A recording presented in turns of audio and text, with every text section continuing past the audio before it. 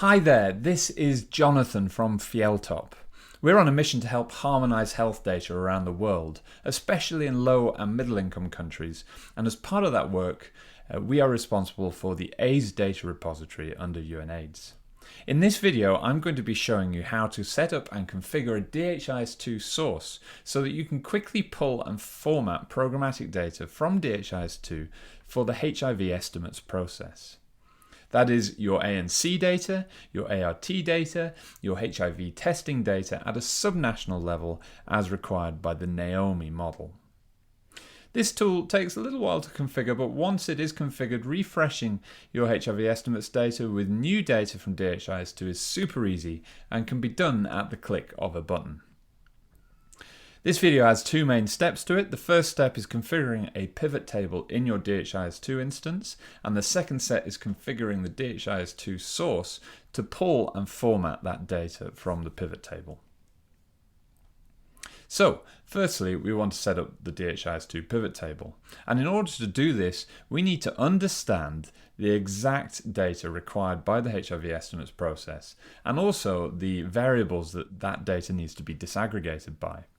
To do this, you should go and download the data templates, which can be found by going to the ADR, scrolling down to instructions to upload your country estimates data, finding the link to the blank template files. And from here, you can see all the data templates and download the data template of interest. Let's say we want to set up a DHIS2 source to pull ART data. I'm going to download the ART data template.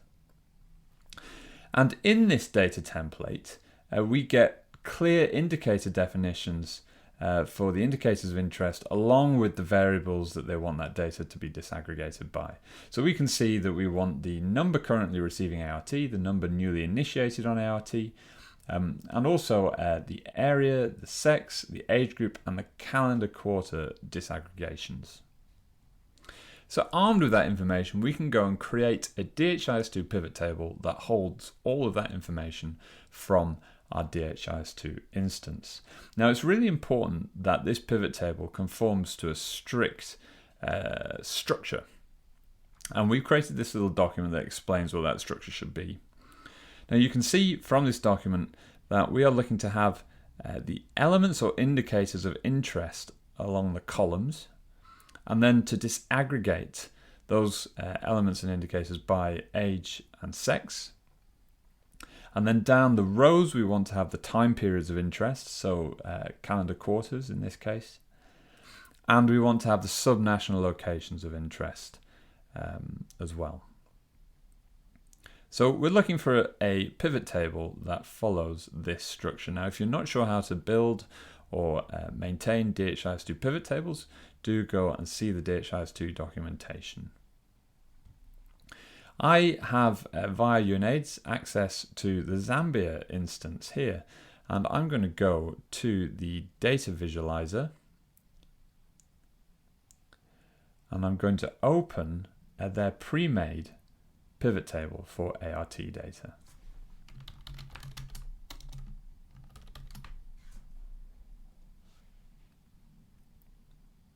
Now, we, of course, have blurred the data so that you can't see it because that is sensitive to Zambia. But what you can see is the structure of the pivot table matches the structure I've just described. So for current on ART, we have a column, which is then broken into multiple columns where each subcolumn indicates sex and age disaggregation.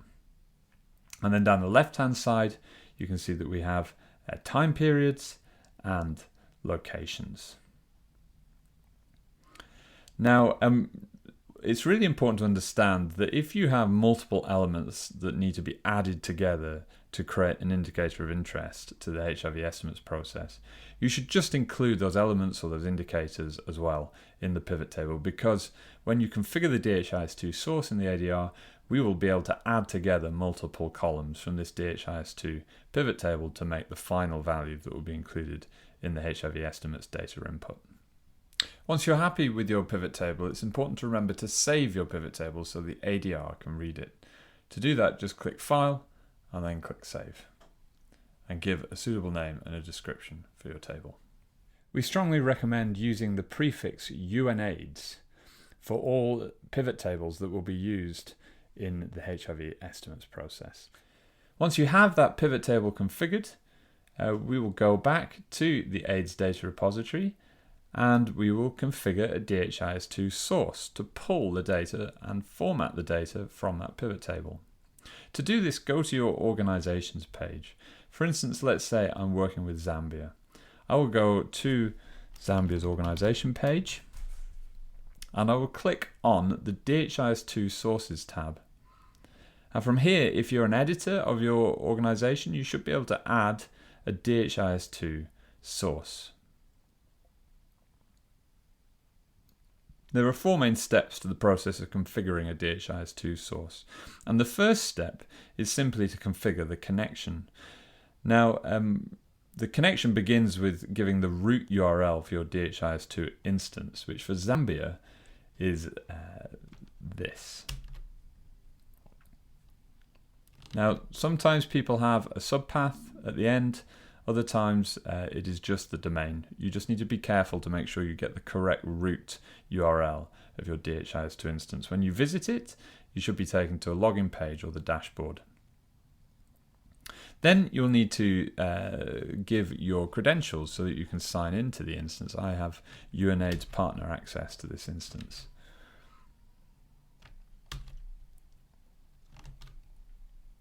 And once you have configured that, you should just click Next, and it will confirm that you can talk to the DHIS2 instance. Having connected to the DHIS2 instance, we then get to choose which pivot tables we want to source data from. Now you should be able to just click on the drop down and search for the pivot table name. Ours was called UNAIDS ART programmatic data. And then in this separate drop-down, say which HIV estimates input you are wanting to create. So we're wanting to create the Naomi ART input. Click Next. You must now map each column in your pivot table to an indicator and disaggregation required by the HIV estimates. This can be a little time-consuming depending on how many disaggregations you configured in DHIS2. But trust me, it is worth it and will save time later down the line. As you scroll down the page, you'll see that every single column in your pivot table is listed, along with a set of options to select. For each column, select the indicator that it maps to. So currently on ART clearly maps to ART current. Then also select the disaggregation variables it matches to. So this is female. And it's the 25 to 49 age category, which is the 15 to 999 age category for the input. I now have to do that for every single column in the data table.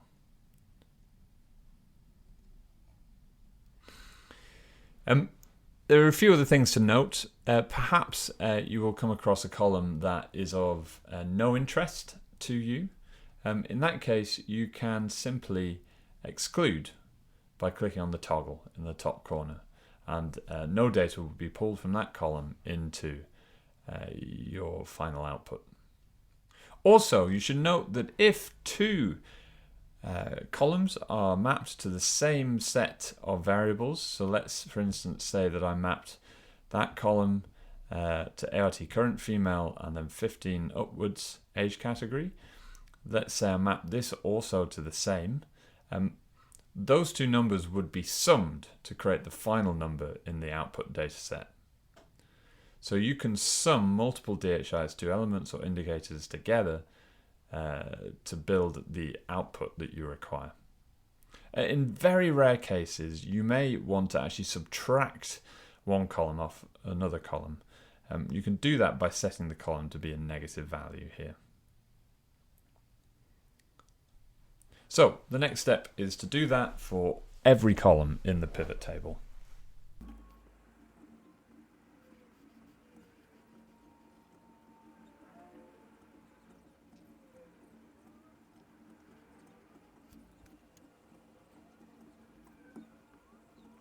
Okay, so there we go. It's taken me maybe 3 or 4 minutes to go through and configure all of these columns and map them onto an output column in the HIV Estimates template. Now that I've done that, I'm going to click Next.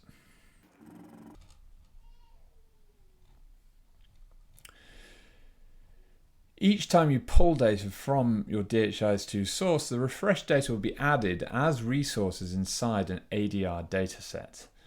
On this page, this final step of configuring the DHIS2 source, you should specify the name and the description and the geographical location associated with the dataset.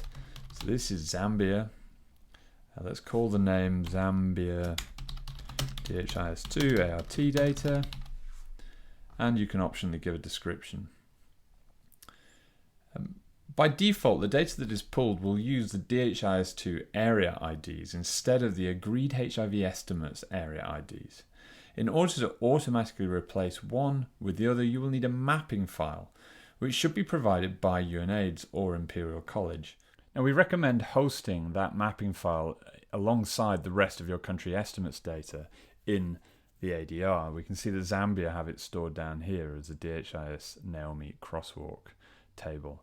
And to add the file to your DHIS2 source, just go to the resource, right click on this download URL here and say copy link address, and then paste it in to the optional area ID mapping file URL field. The DHIS2 period conversion type can be ignored unless you're using a non-Gregorian version of the calendar. And then once this is done, just click Save. And that is it. You have configured your DHIS2 source. From this page, you can pull your data using the Refresh button, which should pull the data into the ADR. You can view the logs and results from each pull on the Jobs tab, and you can edit the configuration you've just created by clicking on the Edit tab. For more information about how to pull the data into the ADR and where to find that data in the ADR, do see our other video entitled Pulling Data from DHIS2. You may also find this guide helpful, the Guide to Preparing Naomi Data Inputs, which includes step-by-step instructions and detailed screenshots. You can find it from the HIV Tools .unaids.org page by clicking on the HIV Estimates training material link and then searching for Guide for Preparing Naomi Data Inputs. Its ID is 74D. I hope that all makes sense, and if you do have any questions, then do get in touch with UNAIDS or ourselves at Fieltop.